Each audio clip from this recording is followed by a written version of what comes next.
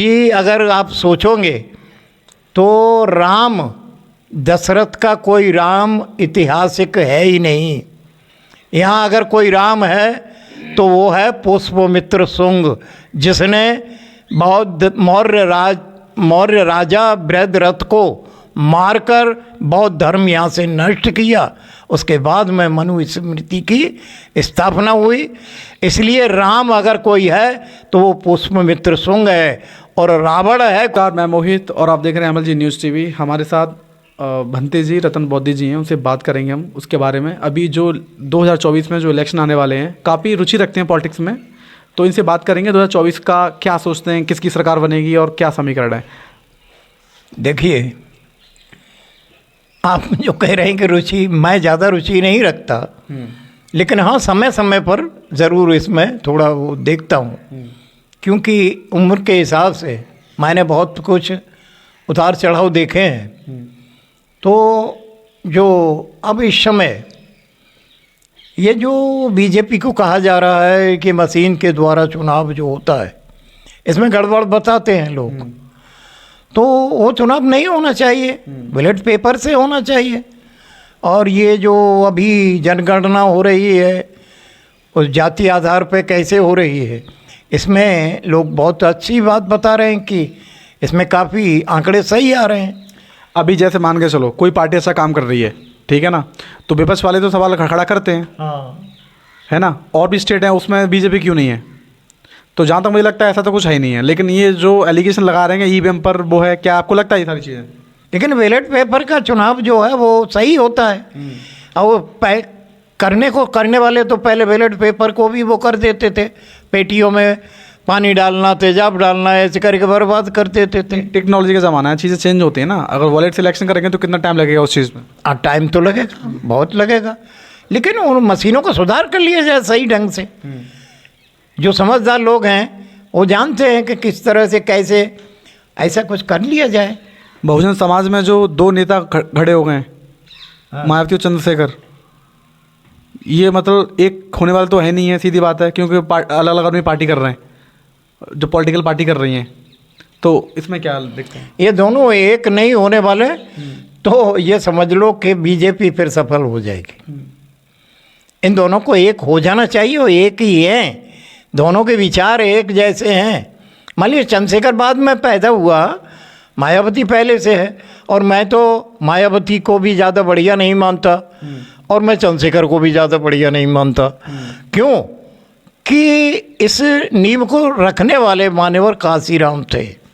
उनको मैंने कई बार सुना, मैं कई रैलियों में गया लखनऊ, तो मैंने देखा उनके विचार से मायावती ने भी उनका जो मेहनत थी उसका लाभ उठाया।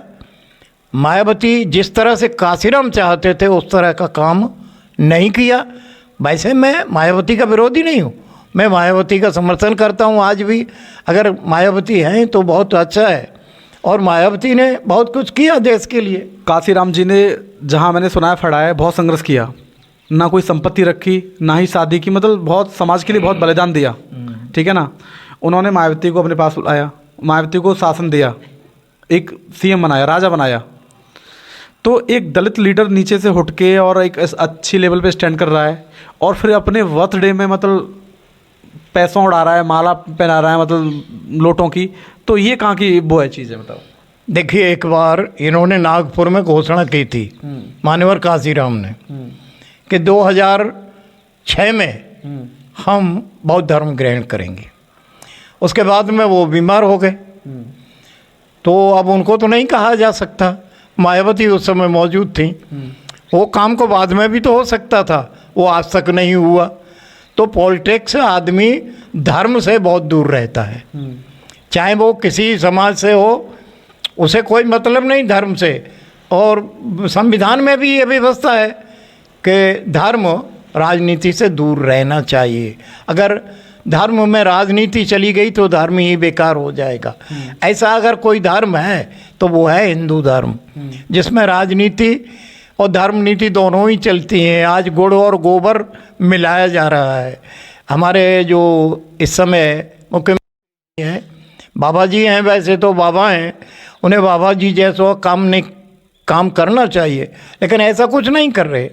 वो भी धर्म में राजनीति मिला रहे हैं, और ऐसे साधु को इस तरह के पदों पर आसीन नहीं होना चाहिए। मैं उसे साधु नहीं मानता।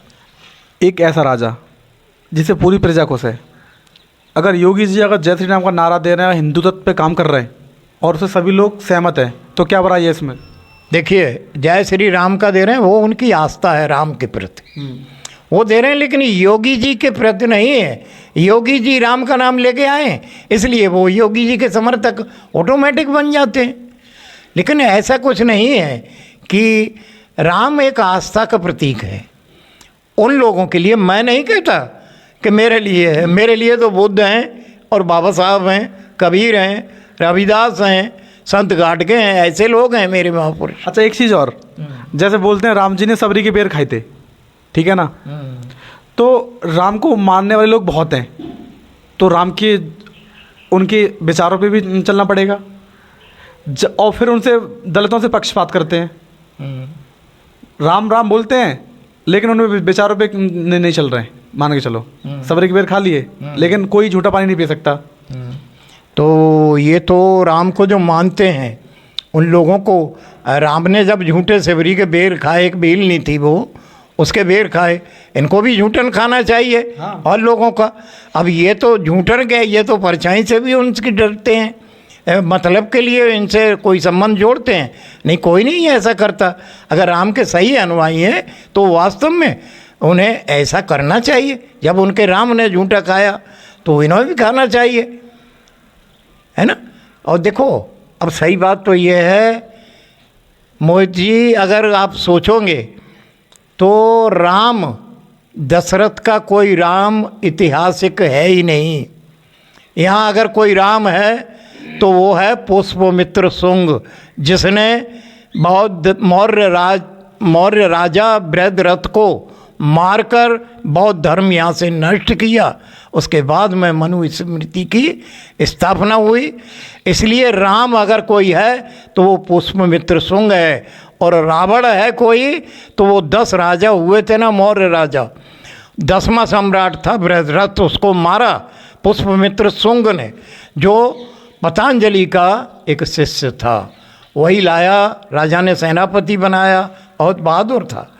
तो ऐसा है, राम अब ये चला आया है, उसी को पुष्पमित्र शुंग को ये लोग राम मानते हैं, दशरथ का पुत्र। कोई राम यहाँ ऐतिहासिक हुआ ही नहीं। अभी जैसे कि आपने चीज़ बताई, इतना तो खैर मुझे पता नहीं आपने बताया, लेकिन मैं आपकी बात से सहमत करता हूँ। तो एक चीज़ और बताइए, जैसे जहाँ पर अभी क्या लगता है आपको, अभी जो पहले की जो पद्धति थी उसमें सुधार हुआ है मान के चलते हो, तो आगे चल के ये सुधार होगा या फिर और इसमें, अब जैसे आप बोल रहे हैं कि संविधान खत्म हो रहा है, मनुष्य दोबारा से आएगी है, तो हम विकास करेंगे या फिर नीचे जाएंगे?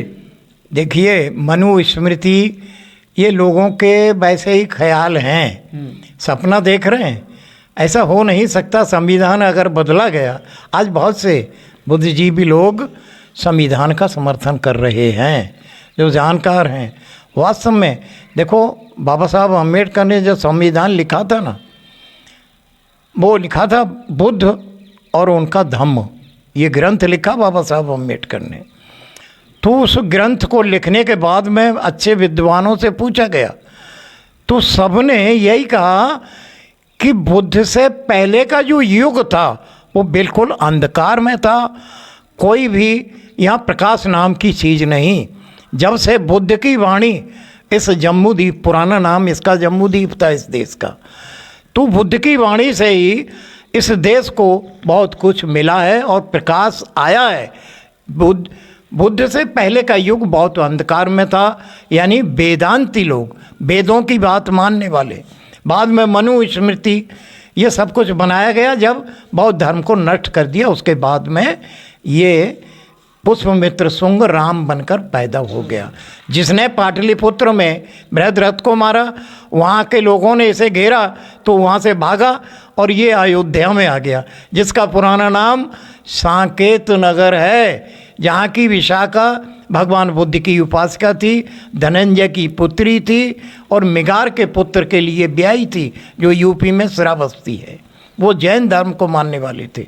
जैन और बौद्ध एक ही समय के हैं, इसलिए ये जो आज जो भी है, तो जो बुद्ध से पहले का युग था अंधकार में था, और अगर आज जो संविधान है बाबा साहब अम्बेडकर ने लिखा है उसमें पूरा बुद्धिज्म है, बुद्ध की सब शिक्षाएं हैं, उसी आधार पर बाबा साहब अम्बेडकर ने संविधान बनाया है। अगर ये संविधान जाता है, पहले तो मैं ऐसा सोच रहा हूँ कि संविधान जा नहीं सकता, अगर गया तो ये युग बिल्कुल अंधकार में होगा।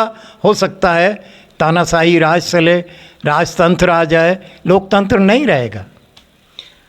2023 में जहाँ चीज़ें डेवलप हो रही है, क्या आपको लगता है यहाँ पर ये तानाशाही राज होगा इंडिया में? तानाशाही राज हो नहीं सकता, लोग बहुत समझ गए हैं। कुछ लोग तो ऐसे हैं स्वार्थ बस अपने लगे हैं लाइन में, और जब सही समय आएगा ना, तो जब लोगों को समझाया जाएगा कि देखो तुम्हारी वो पहले संविधान में जो व्यवस्था थी वही बन जाएगी, तो लोग समझेंगे, उस पक्ष में बात नहीं करेंगे। हो सकता है 23 में बीजेपी का सफाया हो जाए, है ना। बीजेपी के आरएसएस का सफाया, ये सब कुछ आरएसएस का है, बीजेपी का कुछ भी नहीं है। बीजेपी के तो ये दो, एक प्रधानमंत्री एक मुख्यमंत्री, ये दोनों ही उनके कर्मचारी हैं, और मान लीजिए आरएसएस के सदस्य हैं, दोनों वो काम कर रहे हैं। अभी जैसे बहुजन समाज के जो लोग हैं उनसे कुछ खुद देना चाहोगे कुछ जानकारी?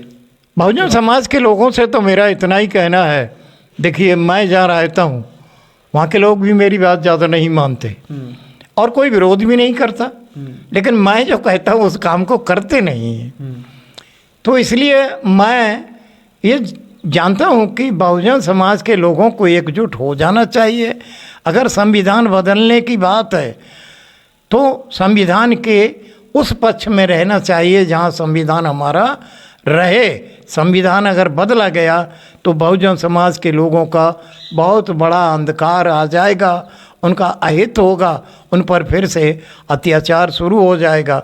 इसलिए उन्हें बाबा साहब अम्बेडकर के संविधान का समर्थन करना चाहिए, और जो बीजेपी के खिलाफ मोर्चा बन रहा है उन्हें अपना मतदान देना चाहिए, अपना वोट देना चाहिए। ऐसा मेरा बहुजन समाज से निवेदन है, और मैं उनको इस तरह का आदेश कर रहा हूँ एक धर्म गुरु के नाते कि बहुजन समाज के लोग अगर अपना हित चाहते हैं तो इस सरकार को 2023 में बीजेपी की सरकार को हटा दें, और यहाँ बहुजन समाज की सरकार आनी चाहिए। कोई भी बन जाए उसका प्रधानमंत्री। मैं ये नहीं कहता कि मायावती, ऐसे कई लोग हैं जो समझदार हैं, आ सकते हैं, और मैं सबका समर्थन करता हूँ, वो होना चाहिए।